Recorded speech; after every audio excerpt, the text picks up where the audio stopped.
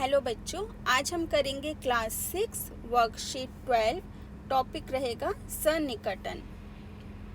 इसमें हम सीखेंगे निकटतम दहाई तक आकलन, निकटतम सैकड़ा तक आकलन और निकटतम हजार तक आकलन। जब हम निकटतम दहाई तक आकलन बात करते हैं तो इसमें हमारे पास संख्या रहेगी 10, 20, 30, 40, इसी तरह से 90 तक। जब हम निकटतम सैकड़ा तक आकलन की बात करते हैं तो वहाँ हमारे पास संख्याएं आएंगी 100, 200, 300, 400, 500, इसी तरह से 900 तक। तो अगर हम निकटतम हजार तक आकलन की बात करेंगे तो हमारे पास क्या संख्याएं रहेंगी?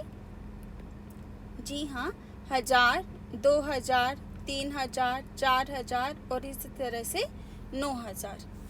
अब हम निकटतम दहाई तक आकलन के कुछ उदाहरण देखते हैं। जब भी हमें निकटतम दहाई तक आकलन करना हो तो हम ये देखेंगे कि जो संख्या हमें दी गई है उसका निम्न और उच्च दहाई क्या होगा।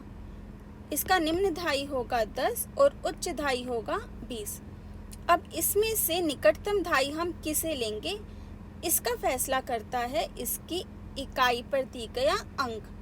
अगर अंक आपका 1, 2, 3 या 4 में से कोई है तो आप निम्न दहाई को ही इसका निकटतम दहाई मानेंगे।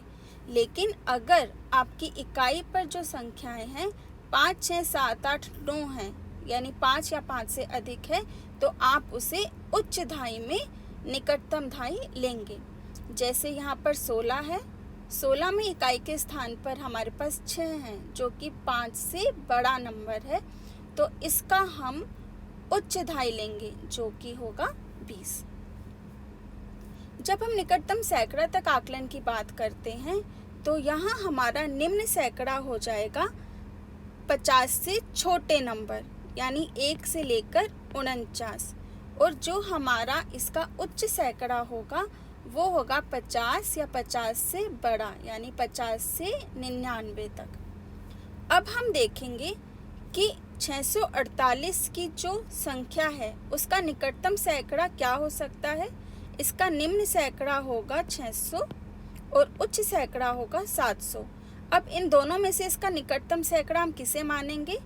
हम यहाँ इकाई और दहाई के स्थान पर देखेंगे कौन सी संख्या बन रही है, 48, जो कि एक निम्न सैकड़ा है क्योंकि ये 49 से छोटा है, तो हम इसका निम्न सैकड़ा लेंगे। तो हमारा 648 का निकटतम सैकड़ा का आकलन हो जाएगा 600। एक उदाहरण लेते हैं 950।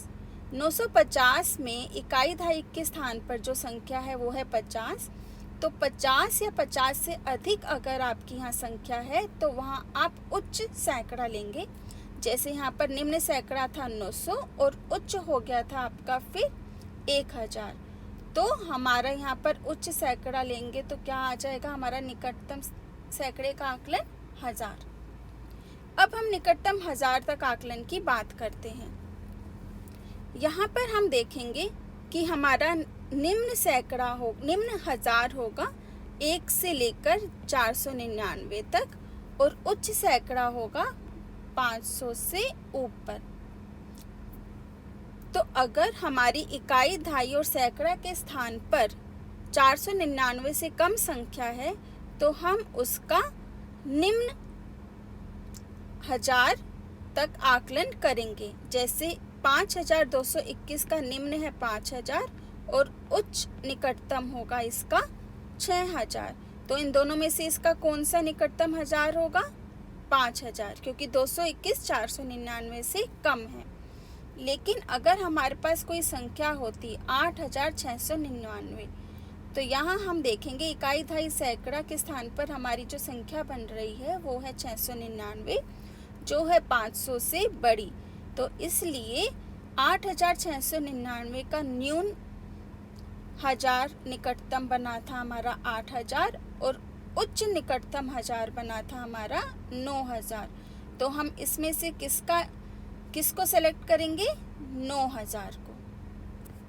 चलिए आइए करते हैं अब इससे ही संबंधित कुछ क्वेश्चन। क्वेश्चन नंबर 1 अगर हम देखें तो उसका फर्स्ट पार्ट है 37। 37 को अगर हम देखें तो इसका निकटतम ढाई किससे देखेंगे हम? 7 से। इकाई के स्थान पर 7 है जो कि 5 से बड़ी संख्या है। इसका न्यून ढाई होगा 30 और उच्च ढाई होगा 40। क्योंकि इकाई पर संख्या 5 से अधिक है तो हम इसका उच्च ढाई लेंगे, तो हमारी इसकी निकटतम ढाई आ जाएगी 40। इसी तरह से अगर हम इसका बी पार्ट देखें तो 115 का निकटतम ढाई क्या होगा? क्योंकि यहाँ पर 5 है और 115 में 15 का निकटतम ढाई और उच्च ढाई होगा 20, तो इसका निकटतम ढाई कहलाएगा 120। सी है 259। यहाँ पर 59 जो संख्या है उसमें न्यून ढाई होगा 50 और उच्च होगा 60, लेकिन 50 और 60 में से हम कौन सा सिलेक्ट करेंगे वो डिसाइड करेगा ये 9, जो कि 5 से बड़ा है, इसलिए हम इसका उच्च ढाई लेंगे, तो हमारा निकटतम ढाई बन जाएगा इसका 260।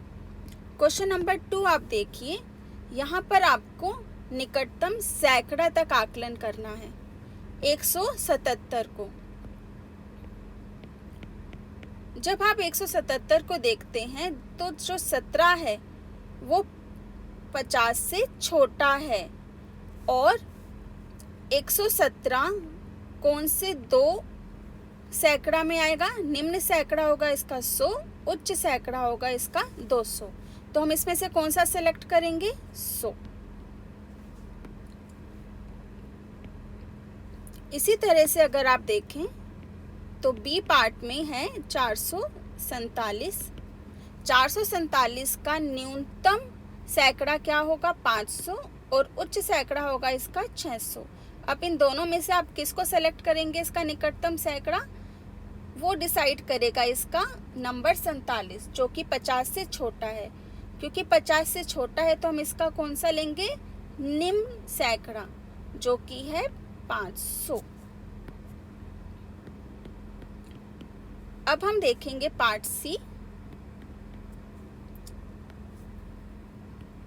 1150, तो जो ये 150 है इसका निम्न सैकड़ा क्या होगा? 100 और उच्च सैकड़ा होगा 200, तो इन दोनों में से कौन सा आप सेलेक्ट करेंगे? 200, क्योंकि ये 50 या 50 से अधिक संख्या अगर होती है तो हम उच्च लेते हैं, तो ये हो जाएगा 1200। अब हम बात करते हैं क्वेश्चन नंबर 3 की। यहाँ पर आपको निकटतम 1000 देखना है। 1377, इसका न्यूनतम 1000 होगा 1000 और उच्च होगा 2000। अब 377 जो है वो 500 से छोटा है, इसलिए हम इसका न्यून 1000 लेंगे, तो इसका निकटतम 1000 हुआ 1000। इसी तरह अगर हम बी की बात करें 9547, तो ये न्यून इसका 1000 होगा 9000 और उच्च 1000 होगा इसका 10000। तो इसमें जो संख्या दी है इकाई ढाई सैकड़ा के स्थान पर 547 जो नंबर बनता है वो 500 से अधिक है, तो हम इसमें क्या लेंगे? निकटतम 1000 होगा इसका 10000। इसी तरह अगर हम सी देखें 10254, इसमें आप 254 को जो देखते हैं वो है 500 से छोटा, तो इसका न्यून ढाई क्या होगा? 10000।